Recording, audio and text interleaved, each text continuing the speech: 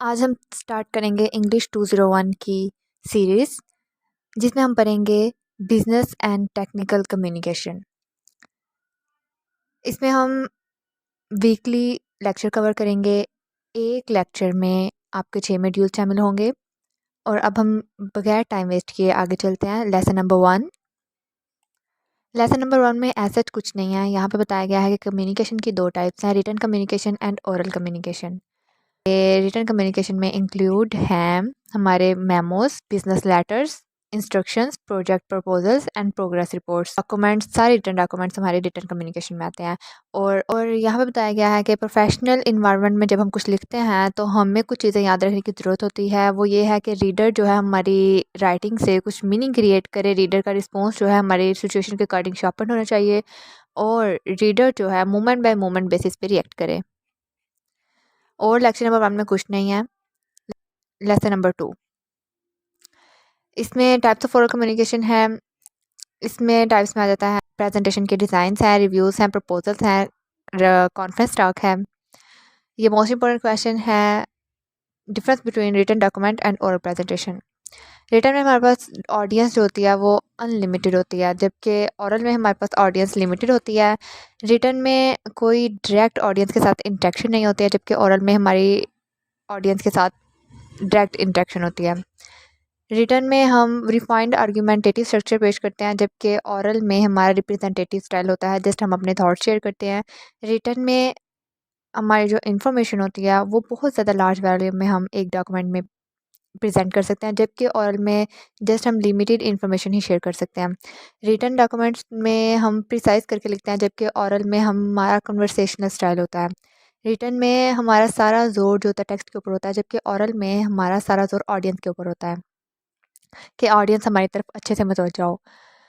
Written में हम reader के पास ये कंट्रोल होता है कि वो हमारे टेक्स्ट को किस तरह से परसीव करता है, जबकि ओरल में ये कंट्रोल हमारे पास होता है कि हमने अपने अल्फाज को किस तरह से पेश करना है। इफ़ेक्टिव ओरल कम्युनिकेशन के लिए आपके पास कुछ स्किल्स का होना ज़रूरी है। इफ़ेक्टिव ओरल कम्युनिकेशन के लिए सबसे पहले आप आउटलाइनिंग करते हैं, फिर प्लानिंग करते हैं, फिर आप एक अच्छा डिस्प्ले मीडिया ढूंढते हैं अपनी प्रेजेंटेशन के लिए, और फिर उसकी रिहर्सल करते हैं, फिर आप उसकी डिलीवरी करते हैं। ये भी मोस्ट इंपॉर्टेंट क्वेश्चन है, difference between formal and informal reports.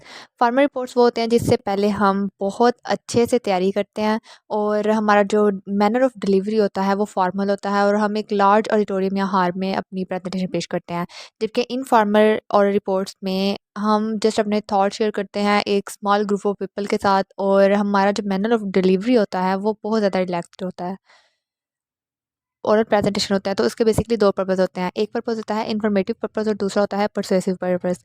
Informative purpose होता है कि जब हम इसलिए प्रेजेंटेशन दे रहे होते हैं कि नेक्स्ट पर्सन तक हम इंफॉर्मेशन डिलीवर करें, ओरल ब्रीफिंग दें, पैनल डिस्कशन करें और ओरल क्रिटिक करें। ठीक हो गया। नेक्स्ट हमारे पास है परसुएसिव स्पीकिंग। परसुएसिव स्पीकिंग होती है जब हम अपनी प्रेजेंटेशन से नेक्स्ट पर्सन को इन्फ्लुएट करने की कोशिश करते हैं कि वो हमारे पॉइंट ऑफ व्यू के अकॉर्डिंग राग़िब हो जाए। वो है to reinforce attitudes, beliefs, values audience already holds, to inoculate an audience, to change attitudes, to motivate an audience to act। इसके बाद मेथड्स ऑफ डिलीवरी 4 है, extempore, impromptu, memorization and reading. Extempore में हमारे पास आ जाता है जिसमें हम बिफोर स्पीकिंग अच्छे से प्रिपरेशन करते हैं, अपने नोट्स तैयार करते हैं प्रेजेंटेशन के लिए। ये आ जाता है एक्सटेम्पर मेथड। इम्प्रॉम्प्टू हमारे पास आ जाता है जैसे हम प्रेजेंटेशन से पहले बिल्कुल भी तैयारी नहीं करते हैं, जस्ट हम विदाउट प्रिपरेशन जो है वो प्रेजेंटेशन देते हैं। कोई हमारे पास डॉक्यूमेंट्स नहीं होते। मेमोराइजेशन होता है कि हम जो बोलते हैं एट द स्पॉट जो बोलते हैं, हम हमारी मेमोरी में जो होता है हम वो बोलते हैं, वो होता है मेमोराइजेशन मेथड। और रीडिंग मेथड होता है कि हमारे पास रीडिंग मेथड होता है, हमारे पास एक टेक्स्ट है और हम उस टेक्स्ट को पढ़ते जा रहे हैं, हमें नहीं पता उस टेक्स्ट में क्या है, हम ऑडियंस की तरफ बिल्कुल भी मुतवज्जह नहीं होते हैं, जस्ट टेक्स्ट को कम्युनिकेट करते जा रहे हैं। प्रिपरेशन ऑफ प्रेजेंटेशन को प्रिपेयर करते हुए हमें कुछ चीज़ों का ख्याल रखना चाहिए कि हमें ऑडियंस की अच्छी तरह जो चाहिए, हमें सब्जेक्ट के बारे में नॉलेज होनी चाहिए, हमें यूथ ऑफ टाइम का ख्याल रखना चाहिए, रिहर्सल अच्छे से करनी चाहिए, और personal appearance the most important, कि आज जब आपकी पर्सनल अपीयरेंस अच्छी होगी तभी तो आपकी प्रेजेंटेशन की तरफ लोग मुतवज्जह होंगे। नेक्स्ट है हमारे पास डिलीवरी। प्रेजेंटेशन हमने प्रिपेयर कर ली, पर्सनल अपीयरेंस तक हम पहुंच गए। इसके बाद हमने प्रेजेंटेशन की डिलीवरी करनी है। इसके लिए हमें कुछ चीज़ों का ख्याल रखना होता है कि पॉइस एंड इंथुजियाज्म, हमारी जो स्पीच है उसमें जोशो वल्वला होना चाहिए, आई कांटेक्ट होना चाहिए हमारा ऑडियंस के साथ। हमारा यूज़ ऑफ वॉइस इस तरह से होना चाहिए कि जो ऑडियंस को हमारी तरफ मज़ीद अट्रैक्ट करे। यूज़ ऑफ टाइम, हमें टाइम मैनेजमेंट का ख्याल रखना चाहिए। नेक्स्ट लेसन नंबर 3 में आपको रिज्यूम लिखना सिखाते हैं कि आप जब एक डॉक्यूमेंट क्रिएट कर रहे हैं तो आपको उसमें किस तरह की चीज़ों का ख्याल रखना चाहिए। तो हम रिज्यूम से शुरू करते हैं। रिज्यूम एक बेसिक डॉक्यूमेंट है, इसलिए ये इन्होंने यहाँ पे रिज्यूम की एग्जांपल दी हुई है। रिज्यूम लिखते वक्त सबसे पहले हमें अपने ऑब्जेक्टिव्स डिफाइन करने चाहिए कि हम किसके लिए जो है, हमें सबसे पहले अपने ऑब्जेक्टिव डिफाइन करने चाहिए कि हम किस लिए रिज्यूम लिख रहे हैं, हमारी जॉब की बेसिक्स क्या हैं जिसके लिए हम अप्लाई करना चाह रहे हैं। Deciding how you want your resume to affect your readers is important, कि इस बात का बहुत ज़्यादा ख्याल रखें कि आप क्या चाह रहे हैं कि आपका रीडर जो है वो आपके रिज्यूम को देख के क्या डिसाइड करे, उस तरह का आप रिज्यूम लिखें। इसके बाद आपको प्लानिंग करनी होती है, आपने अपना सारा मटेरियल जो है वो ऑर्गेनाइज करना होता है। कि रिज्यूम 3 तरह के होते हैं, ये भी इंपॉर्टेंट क्वेश्चन है। इन तीनों में डिफरेंशिएट करने का क्वेश्चन आ सकता है। फंक्शनल रिज्यूम वो होता है जिसमें जस्ट आप अपने फंक्शंस लिखते हो और वेट करते हो कि वो आपको हायर करे। फंक्शनल रिज्यूम रिवायती रिज्यूम होता है, ऊपर नाम, नीचे एजुकेशन, नीचे एक्सपीरियंस, इस तरह का फंक्शन कन्वेंशनल रिज्यूम होता है। और नॉन कन्वेंशनल रिज्यूम होता है गैर रस्मी रिज्यूम, जिसमें आप अपना नाम बॉटम पे भी लिख सकते हो, आपकी मर्ज़ी है, आप कन्वेंशन बनाना चाहो, नॉन कन्वेंशन बनाना चाहो या फंक्शन बनाना चाहो। टाइपिंग करते हुए आपको ख्याल रखना चाहिए कि आपकी वर्ड्स मिस्टेक नहीं हो। एक दो रिज्यूम्स के नीचे एग्जांपल्स दी गई हैं। Evaluating and revising, it's a most important step, कि आपने जो रिज्यूम लिखा है आप उसे रिवाइज करें कि क्या आपने जो लिखा है वो ठीक लिखा है। लेसन नंबर 4 में हम वो ऑडियंस एनालिसिस बता रहा है कि ऑडियंस को आप कैसे अपनी तरफ ज़्यादा मुतवज्जा कर सकते हो, अट्रैक्ट कर सकते हो उन्हें। अब ऑडियंस में हमारे शामिल हैं, एक्सपर्ट्स भी हो सकते हैं, मैनेजर्स भी हो सकते हैं, जनरल ऑडियंस भी हो सकती है। तो उसने यहाँ पे एक्सपर्ट की 2 टाइप्स बताई हुई हैं, general expert, specific expert. General experts वो होते हैं जिन्हें फील्ड के बारे में हाउ ना होती है, लेकिन वो इन डेप्थ कुछ नहीं जानते, टेक्निकल टर्म्स को नहीं जानते। जबकि स्पेसिफिक जो एक्सपर्ट्स होते हैं उन्हें फील्ड के बारे अबूर हासिल होता है उस सब्जेक्ट पर, हम इस तरह से कह सकते हैं। ऑडियंस जो है वो हमारा डॉक्यूमेंट किस लिए यूज़ कर सकती है, एक्सपर्ट्स जो है वो किस लिए यूज़ करते हैं, मेंटर्स किस लिए यूज़ करते हैं, जनरल ऑडियंस किस लिए यूज़ करती है, हम अब यहाँ पे ये देखेंगे। एक्सपर्ट्स जो है वो अपनी एक्सपर्टीज़ को इंक्रीज़ करने के लिए यूज़ करते हैं, वो अपनी रिसर्च जो है उसके आंसर ढूँढने के लिए यूज़ करते हैं, और वो टेक्निकल टर्म्स ढूँढते हैं आपके डॉक्यूमेंट में से। जबकि जो माइंडर्स होते हैं वो डिसीजन मेकिंग के लिए यूज़ करते हैं, वो करंट सिचुएशन की असेसमेंट के लिए यूज़ करते हैं, और वो अपने लेवल ऑफ एक्सपर्टीज़ को भी इंक्रीज़ कर सकते हैं डॉक्यूमेंट से। इसके अलावा वो एवेलुएट करते हैं इससे प्रोजेक्ट्स को और एम्प्लॉयज़ को। अब जनरल ऑडियंस आपके डॉक्यूमेंट का क्या यूज़ कर सकती है, वो इन्फॉर्मेशन हासिल कर सकती है, वो डिसीजन मेकिंग में हेल्प कर सकती है, और वो जान सकती है कि चीज़ों को किस तरह से सरअंजाम दिया जाता है। लेसन नंबर 5, इसमें हम ऑब्जेक्टिव डिफ़ाइन करेंगे। जैसा कि रिज्यूम लिखते हुए सबसे पहला था कि ऑब्जेक्टिव डिफ़ाइन करना। इसमें हम देखेंगे कि हम अपने ऑब्जेक्टिव्स किस तरह से डिफ़ाइन कर सकते हैं। इसमें ऐसा कुछ नहीं है, just explicit purpose and implicit purpose में डिफरेंस है, मोस्ट इम्पॉर्टेंट है। एक्सप्लिसिट पर्पस होता है जो क्लियरली स्टेटेड हो, इसके झाव ना हो, जस्ट आप पढ़ें और आपकी समझ में फ़ौरन आ जाए कि ये क्या कहना चाह रहे हैं।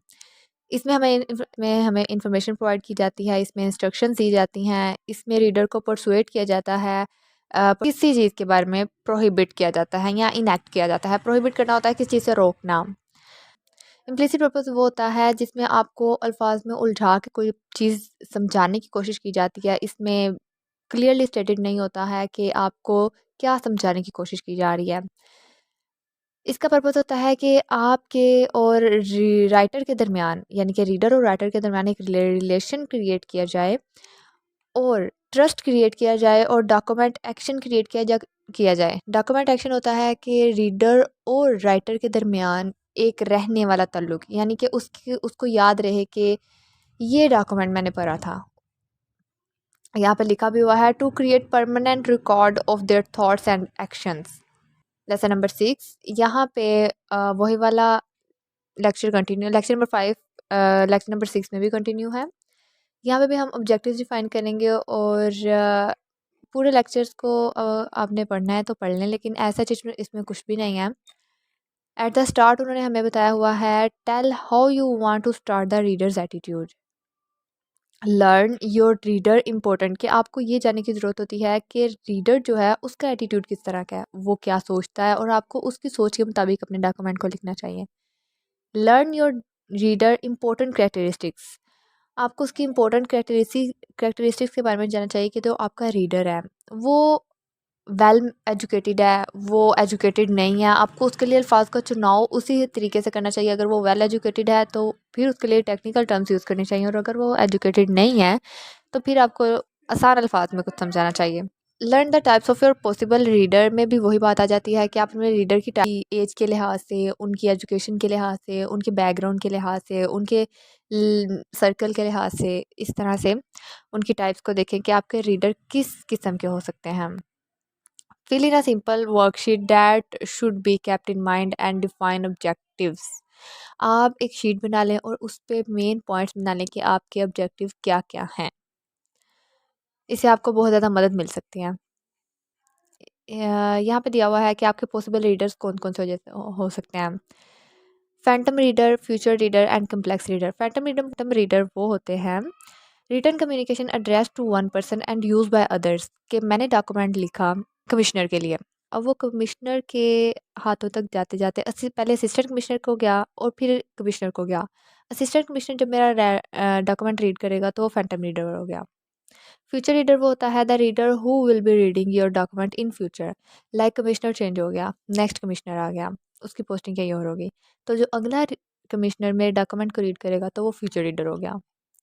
कम्प्लेक्स रीडर होता है डिवर्स ग्रुप्स होते हैं, लाइक मैंने ऐसा कुछ रिप्लाई लिखा था एक नोटिस का, तो मेरे रिप्लाई को कोई और अदारा उनसे मांगता है और वो उसे दे देते हैं कि इस बंदे ने ये रिप्लाई फ़ाइल किया हुआ है।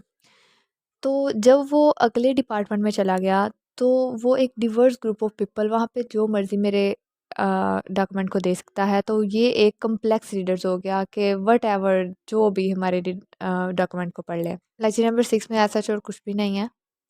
आप इसे रीड करने की कोई ज़रूरत नहीं है और ना ही इसमें कोई टेक्निकल टर्म्स हैं और ना ही कोई इंपॉर्टेंट क्वेश्चंस हैं, तो आप इसे जस्ट स्किप कर दें। अब हम मिलते हैं अपने नेक्स्ट लेक्चर में, तब तक के लिए अल्लाह हाफ़िज़। चैनल को सब्सक्राइब करना ना भूलें।